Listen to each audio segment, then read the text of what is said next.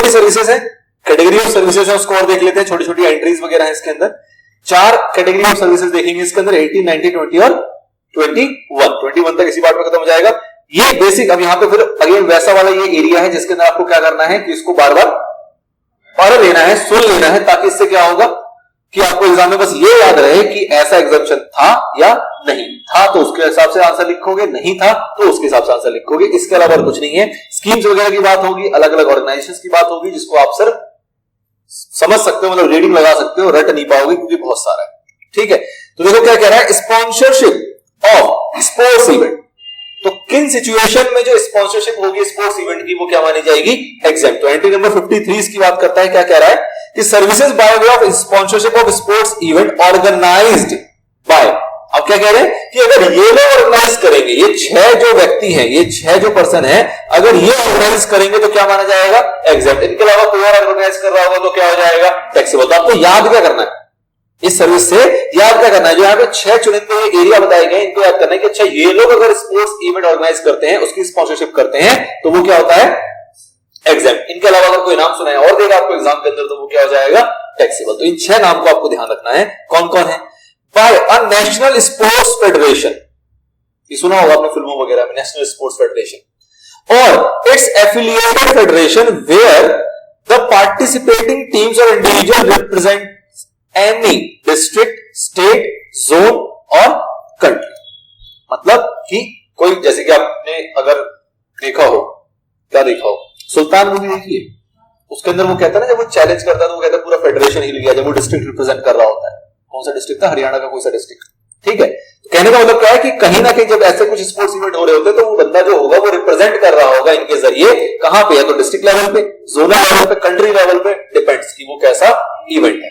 ठीक है, तो नेशनल स्पोर्ट्स फेडरेशन हो गया। दूसरा कौन है, by association of Indian universities, inter universities sports board, school games federation of India, all India sports council for the deaf Paralympic committee of India और special Olympics Bharat. तो ये कुछ ऐसी यूनिवर्सिटीज स्पोर्ट्स काउंसिल बोर्ड्स की बात कर रहा है कि अगर इनके द्वारा इवेंट स्पॉन्सर किया जा रहा है तो वो भी क्या होगा आपका, एग्जाम्प्ट। नाम याद करने और कुछ खास आप कर नहीं सकते। By the central civil services cultural and sports board as a part of national games by the Indian Olympic association. तो यहां पे नाम याद करने वाला ये है आपका कि जो इंडियन ओलंपिक एसोसिएशन वगैरह है, इनके द्वारा अगर स्पोर्ट्स इवेंट रखा जा रहा है, उसकी स्पॉन्सरशिप की जा रही है, तो वो भी क्या है, अंडर दी। अब ये स्कीम की बात कर रहे हैं, पंचायत युवा क्रीड़ा और खेल अभियान स्कीम। तो ये स्कीम के तहत भी अगर आपकी स्पॉन्सरशिप हो रही है स्पोर्ट्स इवेंट की, तो वो भी क्या है, एग्जाम्प्ट। तो ये 6 आपको लोग याद रखने हैं जिनके द्वारा अगर करवाया जा रहा होगा ऑर्गेनाइज, तो वो क्या हो जाएगा, एग्जाम्प्ट। ये सारी बातें अभी आपको एक बार और रिपीटेड सुनाई देगी इसी वीडियो, इसी कंटेंट में, इसी लेक्चर में ये सारी बातें आपको एक बार और दिखाई देंगी। फिर से वहां ऐसे पढ़ेंगे और आगे बढ़ जाएंगे, और कुछ खास इसमें है नहीं करने लायक। अगला, ये तो भी थोड़ा सा सेंसिबल है कंपैरेटिवली, स्किल डेवलपमेंट सर्विसेज। अब स्किल डेवलपमेंट सर्विसेज के लिए ना कंपनीज बनी हुई है, मतलब कॉर्पोरेशंस वगैरह बने हुए हैं गवर्नमेंट के द्वारा, जो कि इस टाइप के कामों को करते हैं, और इस टाइप के कामों को करने के ऊपर उनके ऊपर जीएसटी नहीं लगाया जाता। तो वही चीज कह रहा है कि skill development services any services provided by, किसके द्वारा सर्विस दी जा रही है, the national skill development corporation set up by the government of India. ये बेसिकली कंपनी है, अगर इसको देखोगे गूगल करोगे तो एनएसडीसी जो है ये एक कंपनी है, फेमस कंपनी है। National skill development corporation obviously बात है गवर्नमेंट ऑफ इंडिया की ही कंपनी है। तो अगर कोई भी सर्विस इनके द्वारा दी जा रही है तो वो क्या है, exempt. Sector skill council approved by the national skill development corporation. अब ये खुद नहीं दे रही, लेकिन इन्होंने किसी काउंसिल को अप्रूव कर दिया, इन्होंने किसी काउंसिल को अप्रूव कर दिया, परमिशन दे दी कि भैया तुम ऐसी सर्विसेज दे सकते हो। तो अगर वो काउंसिल भी सर्विसेज देगा तो वो भी क्या माना जाएगा, मतलब एनएसडीसी खुद दे रहा है तो भी एग्जैक्ट। इसके द्वारा अगर कोई अप्रूव्ड काउंसिल है, अगर इसके द्वारा कोई अप्रूव्ड काउंसिल है और वो सर्विस दे रहा है तो वो भी क्या है, एग्जैम्प्ट। आगे देखो, an assessment agency approved by the sector skill council और द एनएसडीसी। मतलब कि भैया ये जो सेक्टर स्किल काउंसिल उन्होंने बनाया था, या तो इसने अप्रूवल दे दी किसको, किसी और एजेंसी को, या फिर एनएसडीसी ने अप्रूवल दे दी किसको, इस एजेंसी को। इस अप्रूव्ड काउंसिल को किसने एजेंसी दी थी, मतलब किसने अप्रूवल दिया था, एनएसडीसी ने। अब कह रहे कोई एजेंसी भी ऐसी हो सकती है जिसको या तो एनएसडीसी ने अप्रूवल दे रखा हो या फिर जो ये काउंसिल बनाया गया था इसने अपने अंदर एक और एजेंसी डेवलप की और उसके द्वारा सर्विस दी जा रही है, तो भी क्या है वो एग्जेम्प्ट। आगे a training partner approved by NSDC और सेक्टर स्किल काउंसिल, अगेन ये सेक्टर स्किल काउंसिल या फिर आपका एनएसडीसी इनके द्वारा अगर कोई ट्रेनिंग पार्टनर को अप्रूव किया गया है तो वो ट्रेनिंग पार्टनर भी अगर सर्विस देगा तो वो भी क्या माना जाएगा एग्जेम्प्ट। ठीक है, कहीं ना कहीं एनएसडीसी और उसके बच्चों की बात हो रही है कि वो या उससे जुड़े हुए जो भी संस्थान होंगे, जो भी अप्रूव्ड काउंसिल होगा, जो भी आपके एजेंसीज होंगे या जो भी आपके ट्रेनिंग पार्टनर होंगे, ये लोग अगर कोई सर्विस दे रहे होंगे तो वो सारे के सारे क्या माने जाएंगे एग्जेम्प्ट। अब ये जो सर्विसेज होगा ये किसके रिलेशन में होगा, ये तो पता लगा कि कौन दे रहा है। अब किस संदर्भ में दिया जा रहा है सर्विस, तो कहा जा रहा है in relation to national skill development programme implemented by the national skill development corporation, मतलब कि इसी एनएसडीसी ने कोई प्रोग्राम बनाया है स्किल डेवलपमेंट के लिए और उस प्रोग्राम के लिए ये सर्विसेज दी जा रही है, तो वो क्या है exempt. A vocational skill development course under the national skill certification and monetary reward scheme, मतलब कि अगर कोई vocational skill development course design किया गया है तो उसको फुलफिल करने के लिए भी अगर सर्विस दी जा रही है एनएसडीसी या ऊपर के जो व्यक्ति थे उन सभी के द्वारा, तो वो भी क्या है आपके एग्जेम्प्ट। और any other scheme implemented bye national skill development corporation, again NSDC ने कोई और स्कीम भी बनाई है और उसके द्वारा भी अगर कोई सर्विस प्रोवाइड की जा रही है उस स्कीम को पूरा करने के लिए, तो वो भी क्या है आपका एग्जेम्प्ट। तो मुद्दा पूरा खेल किसका चल रहा है, एनएसडीसी का चल रहा है। ठीक है, आइए आगे देखो, कुछ और ऐसी ही बात होगी। Services of assessing bodies empanelled centrally by the directorate general of training, ministry of skill development and entrepreneurship bye way of assessment under skill development initiative scheme. तो अगेन कुछ बात कर रहे हैं कि भैया गवर्नमेंट के द्वारा कोई एक बॉडी बनाई गई है और वो बॉडी क्या काम कर रही है, वो असेसमेंट का काम कर रही है, स्किल डेवलपमेंट के लिए स्किल असेसमेंट और उसके ऊपर क्या क्या काम करने चाहिए उसके लिए वो काम करती है। तो ऐसी बॉडीज के द्वारा भी अगर कोई सर्विस दी जा रही है तो वो क्या है आपका एग्जेम्प्ट। ठीक, now services provided by training providers, services provide कौन कर रहे हैं, training providers. Project implementation agencies हैं किसके तहत, अंडर दीनदयाल उपाध्याय ग्रामीण कौशल्य योजना, implemented by the Ministry of Rural Development Government of India by way of offering skill or vocational training course certified by National Council for Vocational Training। तो again क्या है कि भैया ये एक योजना बनाई गई स्किल डेवलपमेंट की, उस योजना के तहत कई सारी एजेंसी है, कई सारे ट्रेनिंग प्रोवाइडर हैं जो कि ट्रेनिंग प्रोवाइड कर रहे हैं। तो उस योजना के तहत अगर ट्रेनिंग प्रोवाइड किया जा रहा है स्किल डेवलपमेंट के लिए तो वो जो सर्विस दी जा रही है वो सर्विस भी क्या है आपकी एग्जेम्प्ट। ठीक है, सिंपल सा एरिया था, गिनी चुनी लिखित बातें हैं जो कि आपको ध्यान में रखना है। ध्यान में रखने का एक ही तरीका मैं बार बार कह रहा हूं, क्या, मल्टीपल रीडिंग, जिससे कि ये पता लगे कि ये इसके अंदर था या इसके अंदर नहीं था। इसके अलावा जो भी कुछ होगा जो इसके अंदर नहीं है उसका एग्जेम्पशन नहीं मिलेगी और जो इसके अंदर लिखी हुई बातें हैं वो सारी एग्जेम्प्ट है। नेक्स्ट आता है performance by an artist, entry number 78। क्या कह रहा है, services by an artist by way of performance in folk और classical art forms of music, dance, theatre. Condition सुनो क्या क्या है, सर्विसेज किसके द्वारा दी जा रही है, आर्टिस्ट के द्वारा। किस रिलेशन में है, तो परफॉर्मेंस हो रहा है किस टर्म का, फोक या फिर क्लासिकल आर्ट। अब फोक या क्लासिकल आर्ट जो होगा वो किस फॉर्म में हो सकता है, म्यूजिक के फॉर्म में, डांस के फॉर्म में या थिएटर के फॉर्म में। इसके अंदर कोई और नेक्स्ट जनरेशन बातें नहीं है। डांस अगर कोई और आपके पैटर्न में होगा तो वो आपका कवर नहीं है। यहां पे किसकी बात की जा रही है, क्लासिकल आर्ट और फोक। ठीक है, डांस, थिएटर, म्यूजिक। अच्छा, साथ ही में और शर्तें क्या है कि उसके बदले जो कंसिडरेशन मिल रहा है, उसके बदले जो कंसिडरेशन मिल रहा है वो आपका 1,50,000 रुपए से ज्यादा नहीं होना चाहिए। 1.5 लाख रुपए तक अगर आपको कंसिडरेशन मिल रहा है और आपने कोई डांस परफॉर्मेंस दी है जो कि क्लासिकल डांस है, क्लासिकल आर्ट है या फिर फोक डांस है, तो उस केस में अगर 1.5 लाख रुपए तक की कंसिडरेशन आपको मिलती है तो क्या है एग्जेम्प्ट। ठीक है, The activities by performing artists in folk or classical art form of music, dance or theatre are exempt if consideration does not exceed 1,50,000. However, if consideration from such activities exceed 1,50,000 रुपए, अगर 1,50,000 ज्यादा हो जाएगा तो क्या होगा, सपोज करो 1,60,000 रुपए, तो आप क्या बोलोगे कि 1,50,000 की तो एग्जेम्पशन है, 10,000 रुपए टैक्स लग जाना चाहिए, यही तो होगा। ऐसा नहीं, ऐसा नहीं है। मतलब क्या है कि अगर 1,50,000 से एक्सीड कर गया तो इस पूरे अमाउंट पे टैक्स लगेगा, पूरे अमाउंट।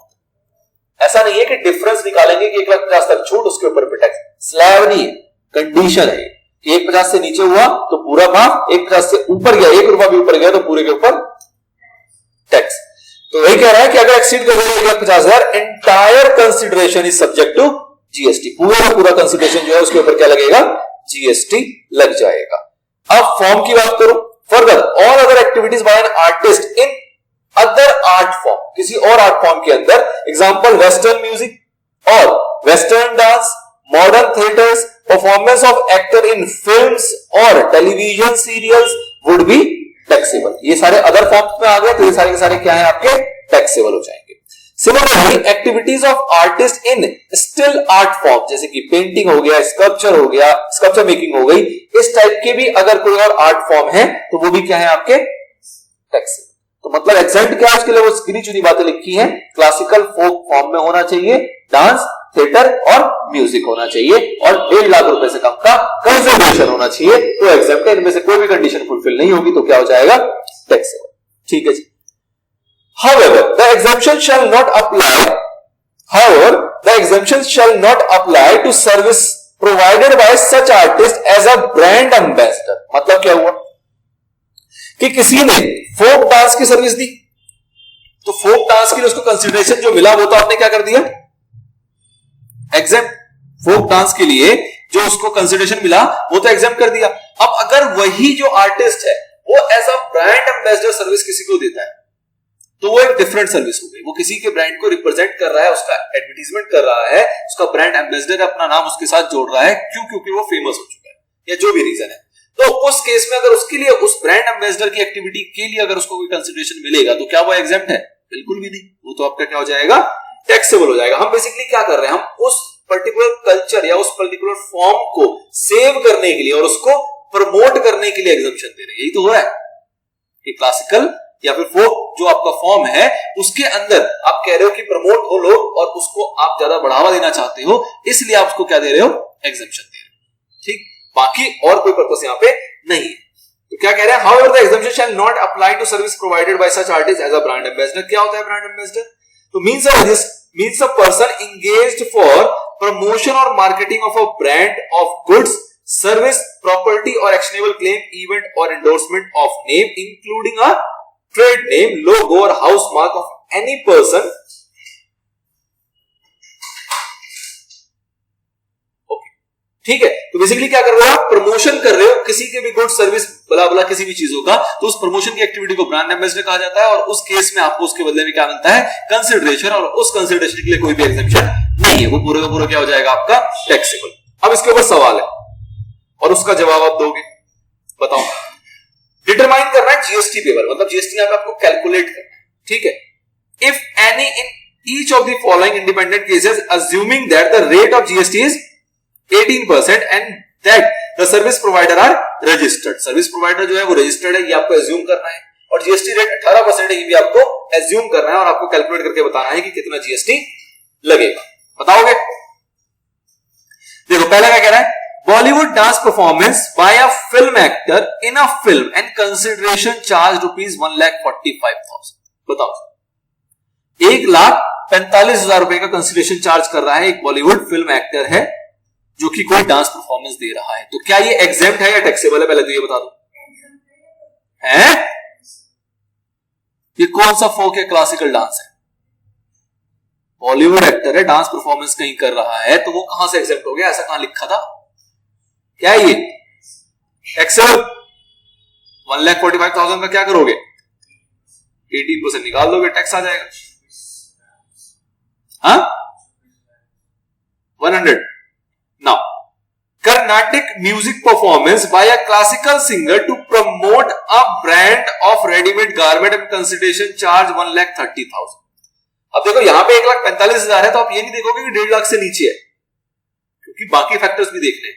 1.5 लाख से ऑल्दो ये नीचे है, लेकिन स्टिल क्या हो जाएगा, ये पूरा का पूरा टैक्सेबल, क्योंकि ये उस फॉर्म में नहीं जिस फॉर्म की एग्जेम्पशन दी है। अब यहां पे क्या कह रहा है कि भैया ये कर्नाटिक म्यूजिक परफॉर्मेंस है बाय क्लासिकल सिंगर। ठीक है जी, क्लासिकल सिंगर है, समझ में आ रहा है? To promote a brand of readymade garments and consideration charge कर रहे हैं कितना, 1,30,000 रुपए। बताओ क्या होगा? ये हमारा टैक्सेबल हो जाएगा, क्योंकि कहीं ना कहीं आप ब्रांड को प्रमोट करने के लिए ये एक्टिविटी कर रहे हो, ये परफॉर्मेंस दे रहे हो, तो ये ब्रांड एम्बेसडर की कैटेगरी में आ गया। तो इवन तो ये 1,50,000 से नीचे है, लेकिन स्टिल क्या हो जाएगा? टैक्सेबल। 1,30,000 रुपए का आप क्या निकाल दोगे? 18%। क्या? 23,400। Now Carnatic music performance by a classical singer in a music concert and consideration charge is rupees 1,55,000। अब देखो, अब बताओ क्यों टैक्सेबल हो रहा है? ग्राउंड क्या है? हाँ, सब कुछ ठीक है यहाँ पे, लेकिन यहाँ पे कंसिडरेशन जो है वो 1,50,000 से ज्यादा चलेगी, बाकी सारी कुछ कंडीशन के हिसाब से ही था। तो इस केस में भी आपका 1,55,000 के ऊपर टैक्स लग जाएगा। कितना कितना आएगा? 27,900। अगला बताओ, Kathak dance performance by a classical dancer in a cultural programme and consideration charge is rupees 1,45,000। इसमें सारे खूबियां आपको मिल गई जो कि हमें चाहिए थी। तो इस अकॉर्डिंग ये क्या हो जाएगा? फॉर्म भी ठीक है, कंसिडरेशन भी ठीक है, तो ये क्या हो जाएगा हमारा? एक्सेप्ट। इस तरीके से आपको यहां पे छांटना है और इस तरीके से आपको इसको सॉल्व करना है। ऑल दो आंसर दिया हुआ है, आप एक बार रीड मार लेना इसको। नेक्स्ट पे आते हैं, right to admission to various events. अब वेरियस इवेंट्स मतलब बहुत सारे ऐसे इवेंट्स होते हैं जैसे सर्कस, जू, इन जगहों पे अगर आपको जाना है तो उसके लिए आपको क्या देना पड़ता है? कंसिडरेशन, टिकट लगता है उसका। ठीक है, तो कुछ यहाँ पे कंडीशन बता दी गई कि भैया इन जगहों पे अगर किसी को जाने की परमिशन के लिए कोई कंसिडरेशन देना पड़ रहा है तो वो कंसिडरेशन क्या है? एग्जेम्प्ट, शर्तें लग कुछ कंडीशन के साथ। ठीक है, देखो क्या है। सबसे पहले services by way of admission to museum, national park, wild life sanctuary, tiger reserve और जू, ये तो पूरा एग्जेम्प्ट हो गया, कोई कंडीशन नहीं है। ये सारे क्यों है? क्योंकि ये किसके द्वारा मैनेज किए जा रहे हैं? गवर्नमेंट के द्वारा। तो म्यूजियम हो, नेशनल पार्क हो, वाइल्ड लाइफ सेंचुरी हो, टाइगर रिजर्व हो या कोई जू हो, इसके अंदर जो आपको पेमेंट देनी पड़ रही है वो देनी तो पड़ेगी, लेकिन उस पर जीएसटी आपका नहीं लगेगा। ठीक है, अब जू क्या होता है इन्होंने अलग से बताया, पता नहीं क्यों बताया, बट इन्होंने बताया। क्या कह रहे हैं? जू क्या होता है जी? Means an establishment whether stationary और mobile whether captive animals are kept for exhibition to the public but does not include a circus. Circus को हम जू नहीं कहते। ठीक, and an establishment of a licensed dealer in captive animals. तो ये हमारे licence dealer के भी अगर जूस वगैरह हैं तो वो भी आपके एस्टेब्लिशमेंट जो होंगे वो जू की डेफिनेशन में आते हैं। लाइसेंस्ड व्यक्ति होने चाहिए जो वैसे एस्टेब्लिशमेंट को चला रहा है और उसके अंदर ऐसे एनिमल्स वगैरह रख रहा है जो कि एग्जीबिशन पर्पस के लिए है, लोगों को दिखाने के लिए है। ठीक, अच्छा जी, आगे services by way of admission to a protected monument. Protected monument क्या होता है? कि ऐसी चीजें जिसको हम बचा के रख रहे हैं और बहुत आगे भविष्य तक बचा के रखते हैं और कई सदियों पुरानी वो एक्टिविटी मतलब चीजें हैं, ऐसे एलिमेंट्स हैं। तो उस टाइप के मॉन्यूमेंट्स वगैरह को देखने के लिए अगर आप जाते हो तो आपको उसकी भी कंसिडरेशन देनी पड़ती है। तो वो जो सर्विस वहां पे मिल रही है कि आपको उसका एग्जीबिशन मिल रहा है, आपको उसका एडमिशन मिल रहा है, आप देख पा रहे हो जाके, तो वो भी क्या है आपका? GST exempted. So declared under the ancient monuments and archaeological sites and remains act 1958 और any of the state acts for the time being in force. तो उन जगहों पे अगर एडमिशन की सर्विसेज आपको लेनी है, मतलब उस जगह पे आपको जाना है, तो वो कंसिडरेशन भी आपका जीएसटी मुक्त है। Now services by way of right to admission to. अब कंडीशन वाली बात आ गई कि अगर आपको इन जगहों पे एंटर होना है तो उस केस में जो सर्विस है वो एग्जेम्प्ट तो होगी, लेकिन कुछ शर्तों के साथ। कहां कहां पे? सर्कस, डांस और theoretical performance including a drama और ballet, award function, concert, pageant, musical performance और any sports event other than recognised sports event, जो कि ऊपर आ गया था। या स्पॉन्सरशिप की बात हो रही थी, या उसके अलावा भी अगर स्पॉन्सरशिप की बात को भी छोड़ दो तो भी अगर कोई रिकॉग्नाइज स्पोर्ट इवेंट है वो भी हम पढ़ेंगे, उसका मतलब क्या है कि किसको हम कहते हैं रिकॉग्नाइज स्पोर्ट इवेंट। लेकिन अगर कोई रिकॉग्नाइज इवेंट है तो उसको छोड़ के उसके अलावा ये एक्सक्लूड हो गया। अदर देन का मतलब कि इसको यहां पे काउंट नहीं किया जाएगा। फिर उसके बाद आ गया रिकॉग्नाइज स्पोर्ट इवेंट, ये अलग से यहां पे कवर किया गया। और उसके बाद प्लेनेटेरियम, ये जगहों पे अगर आपको एडमिशन लेनी है और उसके लिए आपको कंसिडरेशन पे करना पड़ रहा है तो वो भी एग्जेम्प्ट होगा। कब? Where the consideration for right to admission to the event और places as referred A, B, C और D above is not more than 500 पर पर्सन, मतलब जो उसकी टिकट है वो 500 रुपए से ज्यादा की अगर नहीं है तब तो वो एग्जेम्प्ट है, अगर 500 से ज्यादा की हो जाएगी तो क्या हो जाएगा, वो टैक्सेबल। अब इन्होंने बताया यहाँ पे रिकॉग्नाइज स्पोर्ट इवेंट क्या होता है। तो कोई भी ऐसा स्पोर्ट इवेंट जो कि ऑर्गेनाइज किया जाएगा by a recognised sport body where participating team और individual represent any district, state, zone और कंट्री। इसकी बात ऊपर आई थी, मैंने कहा था दोबारा रिपीट होगा, वही चीज रिपीट हो रहा है कि रिकॉग्नाइज स्पोर्ट बॉडी का मतलब क्या हो गया, मतलब रिकॉग्नाइज स्पोर्ट इवेंट का मतलब क्या हो गया, जो कि ऑर्गेनाइज किया जा रहा है किसी भी रिकॉग्नाइज स्पोर्ट बॉडी के द्वारा, ठीक है। अच्छा, और वो बेसिकली क्या कर रहे हैं उस इवेंट के अंदर, रिप्रेजेंट कर रहे हैं किसको, अपनी डिस्ट्रिक्ट, जोन, स्टेट, कंट्री, जो भी। अच्छा, ऑर्गेनाइज्ड जो है वो किसके द्वारा है, तो ये सेम बातें फिर से पढ़ने को मिलेगी, by a national sports federation और its affiliates federation where the participating teams or individual represent any district, state, zone, by Association of Indian Universities, Inter Universities Sports Board, School Games Federation of India, All India Sports Council, for the Deaf Paralympic Committee of India और special Olympics Bharat. फिर आया आपका central civil services, cultural और sports board. फिर आया आपका as a part of national game, जो कि किसके द्वारा ऑर्गेनाइज किया जा रहा है, इंडियन ओलंपिक एसोसिएशन। और फिर आया आपका पंचायत युवा क्रीड़ा और खेल अभियान स्कीम। ये सारी बातें हमने पीछे देखी थी। ये सारे कौन है, आपके रिकॉग्नाइज स्पोर्ट्स बॉडी। और अगर ये लोग कोई इवेंट ऑर्गेनाइज कर रहे हैं तो उसको हम क्या बोलते हैं, रिकॉग्नाइज स्पोर्ट्स इवेंट, ठीक। अब आपने ऊपर देखा था क्या कि अगर स्पॉन्सरशिप की सर्विसेज होंगी इनके द्वारा तो वो तो एग्जेम्प्ट है, लेकिन अगर यहां पे आप जा रहे हो, उसकी एडमिशन लेना चाह रहे हो किसी ऐसे इवेंट की, और उसके लिए आपको टिकट पे करनी पड़ेगी, तो उसके अंदर आपकी कंडीशन क्या लगेगी, भाई 500 रुपए कि रिकॉग्नाइज स्पोर्ट्स इवेंट देखने गए और उसको करवा कौन रहा है, रिकॉग्नाइज स्पोर्ट्स बॉडी करवा रहा है, और आपसे फीस कितनी ले रहा है उसमें एंटर होने की, 500 से कम, तो क्या हो जाएगा, एग्जेम्प्ट। और फीस कितनी ले रहा है, 500 से ज्यादा, तो क्या हो जाएगा, टैक्स। अब रिकॉग्नाइज स्पोर्ट्स बॉडी मींस, बताओ जिसका मतलब क्या है, क्रक्स में क्या क्या निकल के आया आपका, द इंडियन ओलंपिक एसोसिएशन हो गया, स्पोर्ट्स अथॉरिटी ऑफ इंडिया हो गया, नेशनल स्पोर्ट्स फेडरेशन हो गया, recognised by ministry of sports and youth affairs of the central government and its affiliate federation, national sports promotion organisation और recognised by the ministry of sports and youth affairs of the central government, the international Olympic association और federation recognised by the international Olympic association, और a federation और a body which regulates a sports at international level and its affiliate federation or bodies regulating a sport in India। ठीक है, तो कुछ ऐसी आपकी bodies हैं जो कि इसी पर्पस के लिए एंगेज्ड हैं और वो कहीं ना कहीं अप्रूव्ड है, परमिटेड है बाय द गवर्नमेंट और द मिनिस्ट्री और द रेगुलेटेड बॉडी, जो रेगुलेटरी बॉडी है उनके द्वारा वो अप्रूव्ड है, परमिटेड है। तो वो आपकी क्या है, बेसिकली रिकॉग्नाइज स्पोर्ट्स बॉडी। वो क्या कंडक्ट कराती है, रिकॉग्नाइज स्पोर्ट्स इवेंट, और उसमें कंडीशन क्या देखना है आपको, 500 रुपीज का, अगर उससे कम है तो एग्जेम्प्ट है, उससे ज्यादा है तो टैक्सेबल। ये एडमिशन की टिकट की बात हो रही है, राइट टू एडमिशन की सर्विसेज की बात हो रही है, और उसके लिए अगर आपसे चार्ज किया जा रहा है that is the ticket amount, जिसके अंदर 500 रुपए की लिमिट आपको देख के चलनी है। क्लियर?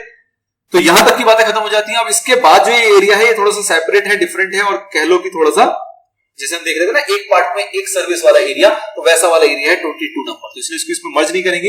ये छोटे छोटे कॉमन सी बातें थी, इसके अंदर रिपीटिशंस भी थी, तो उसको हमने एक पार्ट में यहाँ पे कवर किया है। नेक्स्ट वाला पार्ट नेक्स्ट पार्ट में कवर होगा। यहां तक का कोई डाउट निकल के आता है तो बताओ।